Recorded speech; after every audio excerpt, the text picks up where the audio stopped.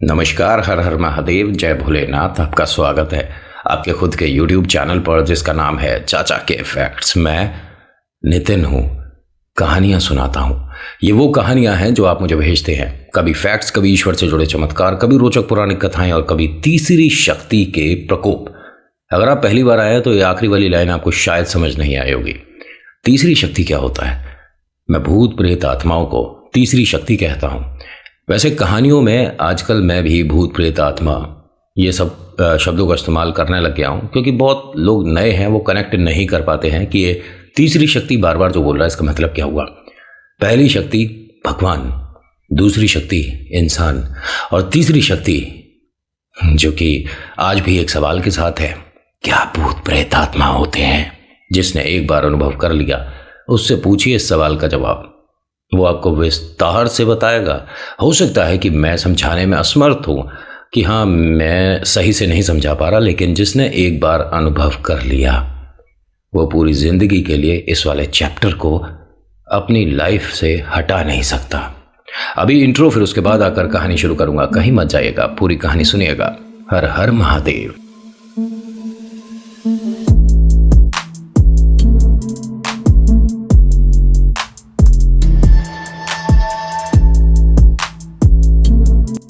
कहानी शुरू करने से पहले एक छोटी सी रिक्वेस्ट है जो मैंने आज से पहले कभी नहीं करी होगी। अब पसंद आती है तो लाइक वगैरह देख लेना, शेयर करना, कमेंट लिखिएगा। जय श्री राम। आपका नाम, आपकी जगह, कहाँ से आप ये वीडियो देख रहे हो बताइएगा मुझे। और हाँ, सब्सक्राइब इसलिए बोल रहा हूँ आपको करने को कि एक स्पेशल चीज़ है जो आप लोगों के लिए तैयार हो रही है, ठीक है? तो अगर सब्सक्राइब कर रखा होगा तो आपके पास मैसेज आ जाएगा, अदरवाइज़ हो सकता है कि वो चीज़, वो वीडियो आपसे मिस हो जाए।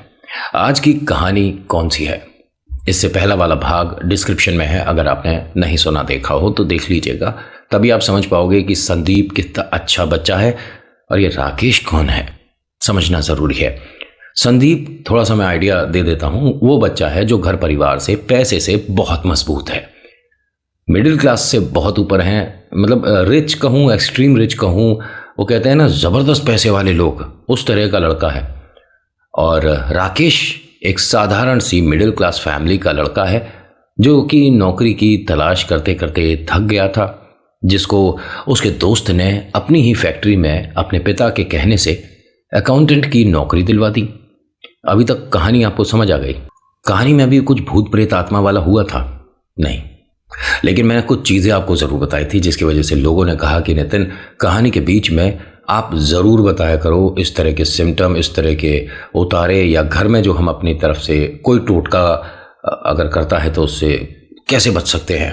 तो मैं एक चीज़ आज कहानी में शुरू करने से पहले क्लियर कर दूं कि देखिए, जो मैं बताता हूं वो आप ही लोग और बहुत सारे भगत जी या कुछ तांत्रिक साहब जो हैं उनसे पता करके ही या उनकी जानकारी के हिसाब से ही मैं बताता हूं। मन से कुछ नहीं बनाता न बताता, क्योंकि आजकल लोग ये टोटकों की तरफ ज़्यादा अपना इंटरेस्ट दिखा रहे हैं।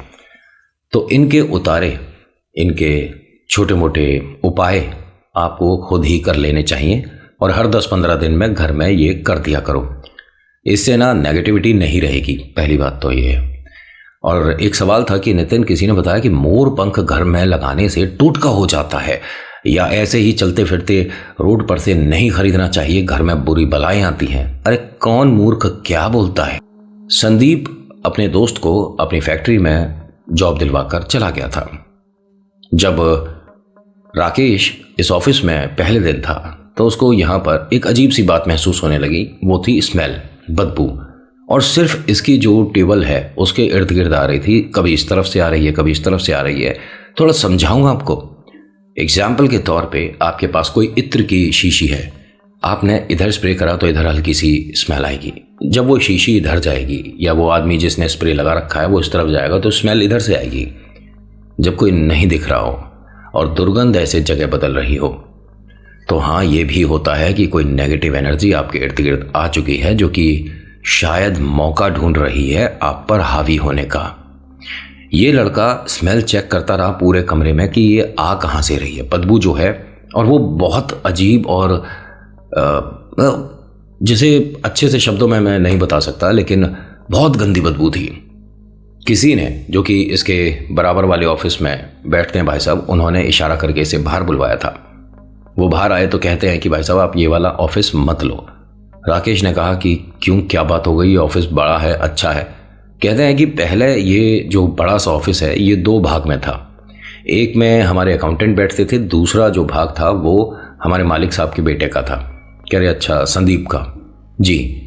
और कहा जाता है कि उनके ऑफिस में इन्होंने बहुत बार अपनी फैक्ट्री के आसपास लोगों में ये डर का माहौल पैदा कर दिया था कि लोग यहाँ से, मतलब इनके ऑफिस के जस्ट सामने से भी निकलना मतलब मुश्किल से करते थे। मतलब डर लगता था लोगों को, हर किसी को। तो कहते हैं कि मैं जानता हूँ कि वो कुछ तीसरी विद्या के बारे में पढ़ रहा है और वो सीख रहा है, इसमें मुझे कोई प्रॉब्लम नहीं है, और मेरा दोस्त है, मैं कॉलेज से जानता हूँ। इन्होंने कहा कॉलेज से जानते हो तो आपको इनसे आज तक कभी भी ऐसी शिकायत नहीं हुई कि ये गलत है या ये सब नहीं करना चाहिए? कह रहा नहीं, मेरे साथ गलत नहीं तो मैं क्यों गलत कहूँ, औरों के साथ भी इसने कभी कुछ गलत तो नहीं किया। इसने कहा कि भाई साहब आप जानते ही नहीं हो अपने दोस्त को। अगर इन्होंने किसी को कुछ पढ़कर दे दिया ना, कहा जाता है कि वो एक तरह से कठपुतली बन जाता है। इनके साथ कई प्रेत रहते हैं। अब वो जिस तरह से बात कर रहा था ना, ऐसा लग रहा था कि जैसे संदीप से बहुत गुस्सा है, पता नहीं क्या क्या बोल रहा था। उसने तो ये तक बताया कि आपके ऊपर अगर इसने कुछ छोड़ दिया, कर दिया, तो आपके घर का कोई सदस्य ऐसा नहीं बचेगा जिस पर वो प्रेत हावी ना हो। यहाँ ये बात मैं क्लियर कर दूं कि अगर किसी पर कोई बाधा किसी ने पड़ी है, शमशान घाट वाली, ठीक है, तो उसके घर वालों को वो बाधा छू भी नहीं सकती। दूसरों पर वो नहीं आ सकते जिसके लिए नाम से करा गया, पढ़ा गया, या जिसकी फोटो सामने रखकर करा गया उसी पर रहता है। ऐसा नहीं कि वो जहां जा रहा है वहां पर ऐसे थोड़ी ना होता है। कहने वाले कुछ भी कहें, लेकिन जो सच है वो यही है। जब ये इन्हें समझा रहा था तभी संदीप आ गया। संदीप वहां पर खड़े होकर सिर्फ देख रहा था, सुन रहा था ये क्या बता रहा है। आवाज़ उतनी क्लियर नहीं थी, लेकिन बीच में 2 एक बार संदीप का नाम आया तो उसने वहीं से आवाज़ दी कि अपना काम कर लें तो ज़्यादा बेहतर होगा, मेरे दोस्त को मेरे बारे में बताने की ज़रूरत नहीं है। वो एकदम डर गया उसे देखकर। जैसे ही जाने लगा तो संदीप ने उसे रोका। वो जो तीसरा इंसान है, क्या बता रहे थे आप इसे, मेरे बारे में क्या बता रहे थे? क्योंकि मैं अच्छे से सुन नहीं पाया, क्या बता रहे थे? उसने कहा नहीं सर, बस मैं ये कह रहा था कि ये ऑफिस पहले 2 भाग में था, अब 1 में है। कह रहे इतनी सी बात बताने में इतनी देर तो नहीं लगती, मैं बहुत देर से खड़ा देख रहा हूँ, बात क्या हो रही थी वो बताइए। उसने कहा नहीं सर कुछ नहीं। उसने कहा ठीक है, फिर कल से नौकरी पर आने की ज़रूरत नहीं है। भाई साहब ऐसे एकदम नौकरी छूट जाए ना तो बहुत सारी जिम्मेदारियां हैं, बहुत सारे काम खर्चे होते हैं, महीने के पूरे करने होते हैं, वो कैसे होंगे? उसने एकदम हाथ जोड़ दिया कि सॉरी सर, मैं कुछ नहीं बोल रहा था ऐसा, तो मुझे माफ़ करिए। यहाँ राकेश ने इस आदमी की मदद करी। इसने तो नौकरी से निकाल दिया था कि ठीक है, मेरे बारे में जो बातें कर रहा है या उल्टी सीधी बातें कर रहा है इसे निकाल दो। राकेश ने कहा कि अगर मुझे अपना दोस्त मानता है, ठीक है, तो इन भाई साहब को वो जॉब से नहीं हटाएगा। उसने कहा यार तू लोगों के बीच में इस तरह से मत आ, क्योंकि कौन कैसा क्या है तुझे नहीं पता, तू आज पहली बार आया है। ये लोग किसी के लिए भी एक उसकी इमेज गलत बना देते हैं। भाई साहब कल से आने की ज़रूरत नहीं है। राकेश ने कहा कि ठीक है, फिर मैं भी नहीं आऊँगा। अरे तुझे क्या हुआ है? उसने कहा नहीं भाई, मेरी वजह से किसी की नौकरी जाए मुझे अच्छा नहीं लगता, मैं कहीं और ट्राई कर लूँगा। उसने वहाँ से अपना सामान वगैरह उठाया और जैसे ही चलने लगा तो इसने रोक दिया कि बस बस हो गया, ठीक है, नहीं हटा रहा, जाइए साहब आप अपनी जगह जाइए, लेकिन आप दोबारा इस तरह से कोई गुफ्तगू करते दिख गए तो मैं बिना किसी से पूछे, बिना देरी लगाए आपको बाहर कर दूंगा। ऑफिस में काम करने आते हैं, काम करिए। तभी आते हैं इनके पिता, और वो सब भी जानते हैं, उनके घर वाले भी जानते हैं कि संदीप जो पढ़ रहा है वो गलत है। संदीप के पापा बोलते हैं कि बेटा मेरे को ना कुछ दिन से कुछ समस्या हो रही है, मतलब कभी कभी ऑफिस में जब आता हूँ तो एक पैर काम करना बंद कर देता है, मुझे ऐसा लगता है जैसे सूजन आ रही है या सुन्नपना है पैर में।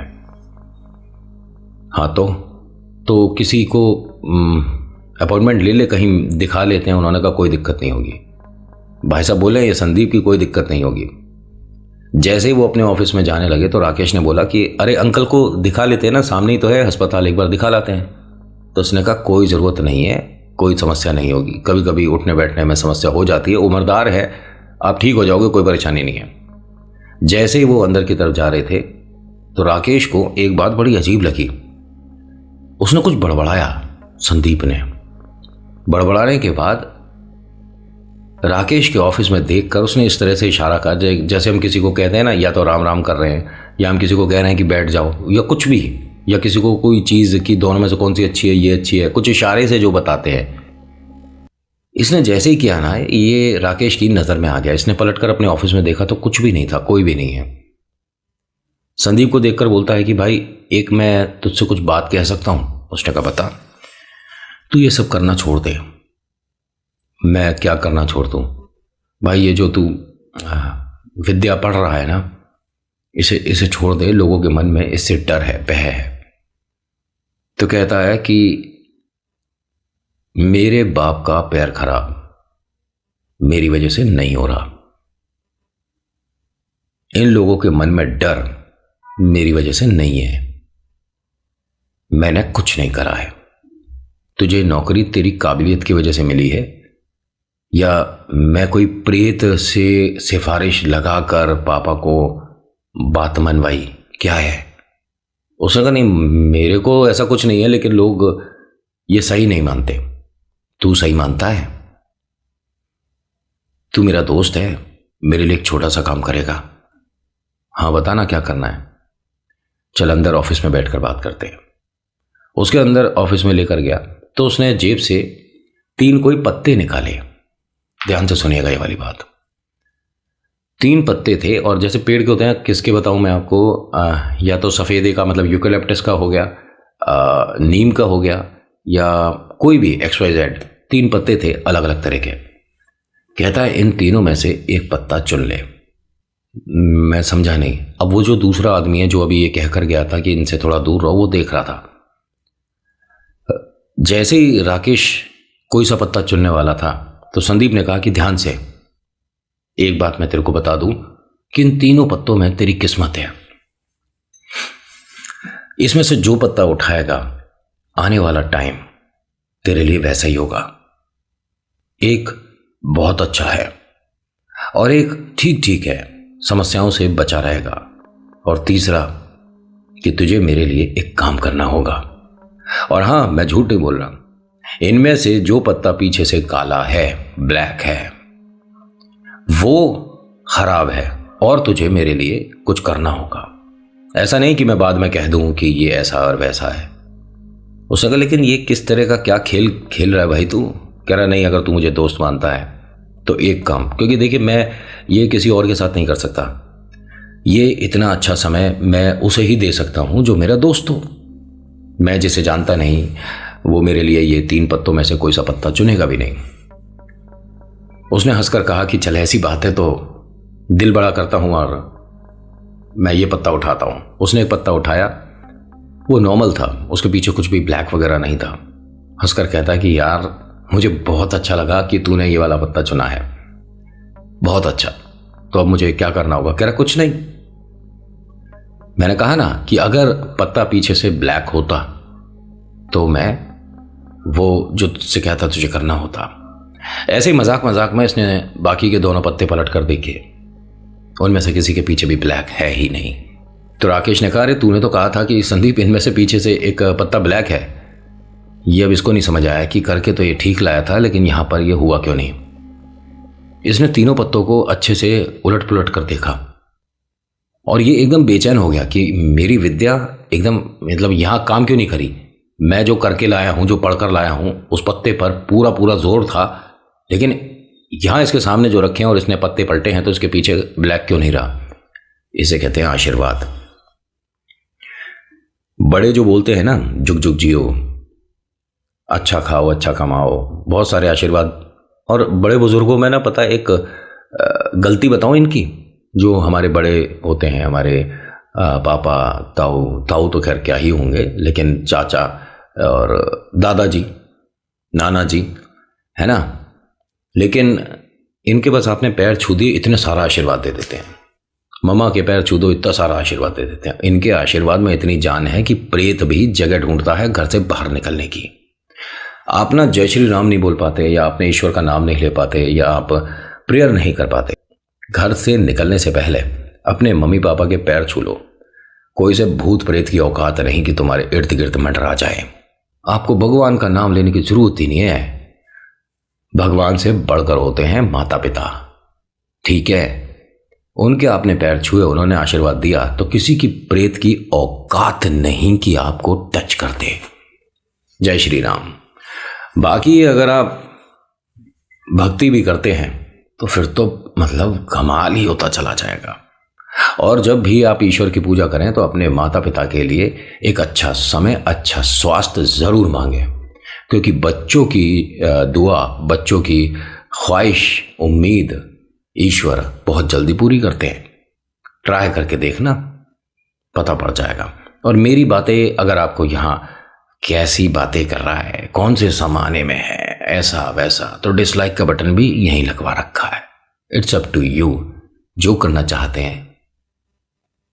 खैर, यहां ये परेशान होकर इस ऑफिस से निकल गया, तीनों पत्ते उठाकर। इसे समझ नहीं आया राकेश को कि अच्छी खासी बातें कर रहा था, बोल रहा था, लेकिन एकदम ये विचलित हो गया, परेशान हो गया। और उसके पापा भी दूसरी जगह से, मतलब सामने दरवाजे के पास से खड़े होकर देख रहे थे। अंदर आते और कहते हैं, ये संदीप क्या कर रहा था, ये तेरे सामने तीन पत्ते, क्या ये सब क्या था? उसने सब कुछ बताया। तो अंकल ने कहा कि बेटा एक काम करेगा, जयपुर में एक हमारी छोटी फैक्ट्री है, तुझे वहाँ शिफ्ट कर दूँ तो चलेगा? उसने कहा लेकिन अंकल मेरी फैमिली यहाँ है। फिर मैं उन सब के बारे में भी सोच रहा हूँ, इसीलिए बोल रहा हूँ कि तू जयपुर चला जा। यहाँ इसके सामने रहेगा तो तू एक आसान दोस्त है इसके लिए। ये जो तुझसे करवा रहा है, क्या दफ्तर में, पूरे ऑफिस में, फैक्ट्री में किसी से करवाएगा? हाँ ठीक है, मालिक का बेटा है तो ये टूट के थोड़ी ना करवाएंगे लोग अपने ऊपर। तू बेटा इसकी बातों में कैसे आ जाता है? अच्छा खासा पढ़ा लिखा लड़का है और घर परिवार वाला बच्चा है, तू क्यों इसकी बातों में आता है? तू जानता है कि हमारे घर में भी शुरू कर चुका है सब, मतलब पूरी छत जो है इतनी डरावनी कर दी है इस लड़के ने कि हम हर 2 दिन में 3 दिन में उसकी सफाई कराते हैं, तो सफाई करने वाला इतना डरा हुआ होता है कि ना जाने अब उसके साथ क्या हो जाएगा। अंकल घर पे तो ये शायद नहीं करता था बेटा, छत पर से कम हमने 100 गुड्डे, जो मतलब छोटे टेडी बियर टाइप के होते हैं, वो निकलवा कर बोरी में फेंकवाए हैं कहीं। क्या करें हम इस लड़के का, समझ नहीं आ रहा। हमारे घर में पूजा पाठ अब नहीं होती है। हमारे दफ्तर में कहीं तेरे को कोई तस्वीर, कहीं फोटो, कहीं मूर्ति दिख रही है भगवान की? इसने कहा है कि अगर कभी पूजा हुई या मैंने देखा होते हुए तो मैं घर छोड़ दूंगा। एक ही बेटा है, क्या करें? इसको हर तरह से समझा लिया। मैंने सुना है कि अगर किसी पर कोई प्रेत समस्या है तो उसे मेहंदीपुर बालाजी लेकर जाते हैं। हाँ बिल्कुल लेकर जाते हैं, लेकिन बाधा हो तो सही। ये तो दूसरों के लिए बाधा उत्पन्न कर देता है लड़का। और ये जो तेरे साथ किया है ना इसने, 3 पत्ते वाला, बहुत समय पहले हमारे घर में जो माली भाई साहब थे उनके साथ किया था। मैंने देखा ऐसे करते हुए, वो तभी मैं रुक कर देख रहा था। वो भाई साहब 3 महीने तक मेंटल असाइलम में मतलब रहे थे। समझ ही नहीं आ रहा था कि वो बोल क्या रहे हैं, किसी बात का कोई मतलब नहीं हो रहा था। और वो हर बार मतलब दरवाजे को जो हैंडल होता है उसे पकड़कर खड़े हो जाते थे कि मुझे कहीं नहीं जाना, मुझे डर लग रहा है, ये लोग मुझे ले जाएंगे। और उसे वास्तव में भीड़ दिखती थी प्रेतों की। 3 महीने वो वहां रहा है। उसके बाद वो शायद अपने गांव वापस चला गया। अब कैसा है क्या है कुछ नहीं खबर उसकी। तू इससे थोड़ा दूर रह, जयपुर चला जा। आज तक ये ना डरा नहीं था, लेकिन अब इनकी बात सुनकर इसे थोड़ा सा डर लगा। जानता है कि वो कुछ पढ़ता है, करता है, लेकिन इतना। ये अंकल से बोलता है कि ठीक है, आप मुझे 1 दिन की मोहलत दो, मैं आपको 1 दिन बाद बताता हूँ, मम्मी पापा से पूछ लेता हूँ। उन्होंने कहा कि एक काम कर, अभी फ़ोन कर पूछ कि मैं उससे क्या दूर जाकर नौकरी कर सकता हूँ। कोई मना नहीं करेगा, क्योंकि इसको सब जानते हैं कि कैसा है। इसने घर फ़ोन किया, मम्मी पापा ने खुश होकर हाँ कर दिया कि बेटा तू परसों क्या, कल क्या, आज चला जा जयपुर, यहाँ पर हम सब संभाल लेंगे, सब कुछ ठीक है, लेकिन उससे जितना दूर रहेगा उतना अच्छा है। उसके पापा ने गलत नहीं कहा है, बिल्कुल ठीक है।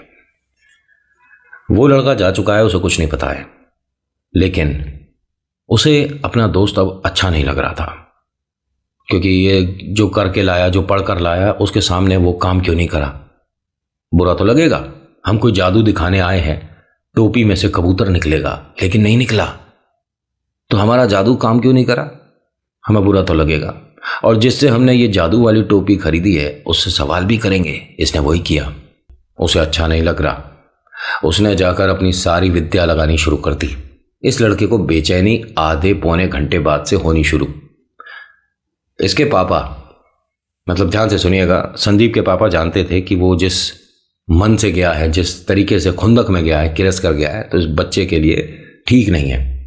इसको बोलते हैं कि बेटा 2-1 दिन बाद तुम्हें जयपुर की वहाँ की सारी फैक्ट्री की जानकारी मिल जाएगी, उतने दिन की छुट्टी है, तुम्हारे को तनख्वाह मिल जाएगी, महीने के एंड में तनख्वाह तो मिल जाएगी, लेकिन अभी छुट्टी है, घर जाओ। लेकिन अंकल ये जो अकाउंट्स वगैरह, अरे कोई बात नहीं बेटा, ये तू एक काम कर, घर ले जा, तेरे पास लैपटॉप है? उन्होंने कहा हाँ, तो घर पर कर लियो ना, लेकिन तू जा। लेकिन अंकल आप मुझे ऐसे क्यों भेज रहे हो? बेटा मुझे ना पता नहीं क्यों बार बार तेरी चिंता हो रही है, तू घर जा बेटा। और हाँ सुन, आज हो सके तो दोबारा संदीप से मिलियो मत, बात मत करियो। संदीप वहां से सीधा अपना घर ही गया था। इसको मना किया था पापा ने, समझ रहे हो? मतलब कि संदीप के पापा ने मना किया था राकेश को कि संदीप से संपर्क नहीं करना। इसने मूर्ख ने बाहर आते ही उसे फोन कर दिया। भाई कहाँ है तू? उसने कहा मैं घर पर हूं। यार मुझे ना एक बात तेरे को बतानी है, लेकिन तेरे पापा ने मना किया है, बताऊं या नहीं बताऊं? उसने कहा क्या मना किया है? उसने अपने पापा को बोला उसने कि उसने क्या मना किया है। अरे यार थोड़ा अंकल के लिए अच्छे से बात करना। अरे बाप मेरा है, जो मर्जी बोलूं, तू बताना उसने क्या बोला तेरे को। नहीं, उन्होंने मेरी तनख्वाह बढ़ा दी है और मुझे जयपुर भेज रहे हैं। जयपुर क्यों जाएगा तू? तू कहीं नहीं जाएगा, तू यहीं काम करेगा। नहीं, मैंने घर पे भी पूछ लिया, मुझे उन्होंने घर पे भी सबने मम्मी पापा ने कह दिया है कि जयपुर जाओ, या तो तू यहां काम करेगा या कहीं नहीं करेगा। मैं तुझे अपनी दूसरी फैक्ट्री में नौकरी नहीं लगने दूंगा। अरे क्या ऐसा क्यों बोल रहा है? तू है कहाँ? दफ्तर में है। उसने कहा बस ऑफिस से बाहर निकला हूँ, मोटरसाइकिल तक आया था, लेकिन भाई मेरे को जयपुर में पैसे भी अच्छे मिल रहे और मैं ठीक रहूँगा, मैं खुश रहूँगा। तो उसने कहा कि मुझे भी पता है कि तू जयपुर क्यों जाना चाह रहा है, तू चला जाएगा जयपुर। उसने कहा भाई देख नाराज़ मत हो, मैं कल तेरे से मिलता हूँ। तो उसने कहा कल तुझे मिलना ही पड़ेगा, मैं भी तेरे से मिलना चाहता हूँ, और हो सके तो घर ही आ जाइयो, क्योंकि मैं फिलहाल 2 दिन तक घर से बाहर नहीं निकल रहा, मेरा मन नहीं है बाहर निकलने का। और ये लड़का ऐसा ही था, ये 2-2 3-3 दिन घर में अंदर ही रहता था, कमरे के अंदर अपने आप को बंद कर लिया, खाना वाना वहीं आ रहा है, और घर में सब लोगों को कोई इंटरेस्ट भी नहीं था क्या कर रहा है क्या नहीं कर रहा है। जब ये लड़का यहाँ से चल रहा था तभी जो संदीप के पिता हैं वो बाहर आए और कहते हैं कि बेटा बस ध्यान रखना राकेश बेटा, कि उसे ना पता चले संदीप को जब तक तुम यहाँ से जाते नहीं, और हो सके तो उससे फ़ोन पर बात मत करना, फ़ोन मत उठाना, एक तरह से उससे संपर्क खत्म करना। तो हंसकर क्या बोलता है कि अभी मैं उसी से तो बात कर रहा था। इसके पापा ने बोला, मतलब संदीप के पापा ने बोला कि आपको मना किया था बेटा, उसके बाद भी आप समझ नहीं रहे हो, ये आपके भले के लिए बोल रहे थे हम, आप क्यों उसके साथ। एक काम करता हूँ, आप हमारी लाइफ से बिल्कुल किनारा कर लो, आप हमारे यहाँ नौकरी भी मत करो और उससे दोस्ती मत रखो और दोबारा मत देखना, आप जाओ बेटा, आपको जो इस महीने का तनख्वाह है वो मिल जाएगा, 1 दिन की नौकरी के पैसे हम पहुंचा देंगे। उसने कहा लेकिन अंकल मेरी क्या गलती थी? कह रहे मैंने आपको मना किया ना कि उससे थोड़ा दूर रहो, उसे मत बताओ, उसके बाद भी उसे फ़ोन करके बता रहे हो, क्या हो गया तुम्हें? तो कहता है जो मालिक बोलेगा वो तो मुझे बताना ही पड़ेगा ना, मालिक बोलेगा। इस लड़के को ये बांध चुका था, वो जो आया था पत्तों पे खेल किया था, आंखों से आंखें मिलाई थी, उतनी देर में तो वो खेल कर देता था। तो यानी जो बात उसे नहीं बतानी ना वो तो सबसे पहले बतानी है, और एक एक चीज छोटी बड़ी उसने हर आधे पौने घंटे में संदीप को बतानी शुरू कर दी। संदीप का फोन आया उसके पापा पर और बोलता है कि वो नौकरी कहीं और नहीं करेगा, और उसके पापा ने भी फिर मना नहीं करा। इस लड़के में वो रुबाब है, इस लड़के को वो आता है। ये अपने घर वापस आया और राकेश कहता है अपने मम्मी पापा से कि ऑफिस का माहौल बहुत अजीब है, मुझे कुछ नहीं समझ आ रहा। उन्होंने पहले मेरी जॉब जयपुर में तय कर दी थी, आपने भी हाँ करा, फिर उसके बाद मुझे ऑफिस से निकालते हुए बोलते हैं कि कभी आने की ज़रूरत नहीं है। वो तो संदीप का फ़ोन आ गया इसलिए सब कुछ ठीक हो गया, लेकिन बहुत अजीब है वहाँ का माहौल, कुछ नहीं समझ आ रहा। मम्मी पापा ने कहा कि संदीप तेरे लिए कुछ घर में छोड़ कर गया है, तेरे कमरे में रखा है। और फिर वो कह रहा था कि उसके बाद मैं अपने घर जा रहा हूँ। बेटा उस चीज़ को यहाँ से घर में से हटा दे, और ये पता नहीं क्या रख कर गया है, और हमने तो इस चीज़ को छुआ नहीं है, हमें बहुत डर लग रहा है बेटा। तो इसने ना, मतलब जैसे आलू होता ना उस शेप में सिर्फ एक चेहरा था, पता नहीं किस चीज़ का बना हुआ, आप रुई कपड़े का मान लो या बहुत सारे कपड़े को इकट्ठा करके उस पर कुछ गीठा मार लो तो एक तरह की बॉल सी जो बन गई थी, उस पर सामने चेहरा बना हुआ था और उसमें एक सिलाई आर पार थी कि बेटा ये सब क्या है। तो हंसकर बोलता है कि ये मैं हूं, ये मैं हूं, ये मेरा ही तो चेहरा है, ये मेरा चेहरा है, आप देखो ध्यान से। पापा ने कहा कि दिमाग ठीक है तेरा, क्या बोल रहा है, ये तेरा चेहरा है और ये तू ठीक है ना लड़के, क्या हुआ तुझे। तो उसने कहा मैं तो ठीक हूं, लेकिन आपको ये मेरा चेहरा नहीं दिखा और इसे मैं कहीं नहीं छोड़कर रहूंगा, ये तो मैं हूं। और जैसे करीब 4-5 साल का बच्चा होता है इस तरह से खुश होने लगा उसे देखकर, उसे प्यार करने लगा। इस तरह से हाथ में रखा हुआ है और वो इस तरह से उसे, जैसे हम लाड़ प्यार करते हैं, इस तरह से कर रहा है। ये तो मैं हूं, ये तो मैं हूं, बार बार इस तरह से बोले जा रहा है। और इस बात को करते हुए दोपहर का 3 बजे आसपास समय था, रात के 8 बज गए। जहां ये ज़मीन पर बैठा है वहीं बैठा हुआ है और इसकी ये लाइन अब बंद ही नहीं हो रही है, ये तो मैं हूं, ये तो मैं हूं। गला सूख चुका है, प्यास के मारे बुरा हाल हो रहा होगा, लेकिन ये तो मैं हूं। कुछ देर बाद माता पिता ने एक चीज नोटिस करी कि वो जो उसने चेहरा बना रखा था, जो बनाया था, उसमें जो मतलब खैर उनके मम्मी पापा ये बोलते हैं कि हमारी आंखों का भ्रम नहीं था, क्योंकि जब हमने उसके हाथ से वो छीना तो हाँ वो हमने क्लियरली देख लिया था। वो जब आया था, जब वो जो सुई लगी हुई, क्या कहते हैं उसे, सिलाई जो थी, वो इस तरह से पार थी, ठीक है, और सामने आंखें थी, इस तरफ कुछ नाक सा जो भी उसने बनाया था। लेकिन जब उन्होंने उसके हाथ से उसको छीना तो वो सिर की तरफ से थी और ठोड़ी की, समझ गए, विस्तार से नहीं समझा बता सकते। एक अजीब बात और कि किसी भी तरह का कोई सुराख नहीं था जो पहले वाला था, यानी कि जब घर में आया तो ऐसे ही था। समझ रहे हो मेरी कहानी जो मैं बता रहा हूं, सुराख था ही नहीं। तो माता पिता को यह चीज बहुत अजीब लगी कि जो सिलाई है वो सीधी कैसे हो गई। ये लड़के से मम्मी पापा ने छीना, राकेश से छीना, साइड में फेंका और उसे बोलते हैं कि खड़ा हो जा, और क्या बेवकूफ़ी कर रहा है तू। ये एकदम रोने लगा लड़का और बोलता है कि मम्मी मेरे सिर में बहुत ज़्यादा एक खिंचाव सा हो रहा है, मुझे ऐसा लग रहा है जैसे मेरे कोई बाल खींच रहा है, और अभी भी लगातार खींच रहा है। और इसने अपने बालों को टाइटली पकड़ लिया। पापा ने कहा कि बेटा क्या हो गया तेरे को, सब सही है। उसने कहा नहीं पापा मेरे कोई बाल खींच रहा है, और मैं इतनी देर से मतलब कोशिश कर रहा हूँ, मुझे पता है कि मुझे उठना है, लेकिन मेरे कंधों पर बहुत सारे लोग बैठे हैं, ऐसा मुझे महसूस हो रहा था, मुझे उनके पैर महसूस हुए हैं। बहनें हैं, वो दोनों देख रही हैं कि भैया के साथ क्या हुआ है। जैसे बहुत समय तक काम करते हैं या थोड़ा सा अपनी सेहत को ना ध्यान रखते हैं तो आंखों के नीचे जो डार्क सर्कल हो जाते हैं, इसकी आंखों के नीचे ऐसे गहरे काले गड्ढे हो गए थे। पता नहीं कितने दिनों से नहीं सोया, और कितने कितने घंटे की बात है, कुछ ही समय पहले की बात है। वो लड़का जबरदस्त तरीके से पढ़ रहा था। माँ के आंखों में आंसू आ चुके थे। जो दीदी है अंदर से सीजर लेके आती है और कहती है कि भैया बाल खींच रहे हैं तो ये हटा दो। मतलब ये मैं आपको बात बताऊं, चोटी पकड़ी जाती है बीच में से जब उतारे हो रहे होते हैं, बाई चांस पकड़े में अगर उसकी ट्रिमिंग हो जाए तो कभी कभी एकदम से बाधा कट जाती है, मतलब कि जिससे संपर्क बन चुका है ना, वो संपर्क टूट जाता है।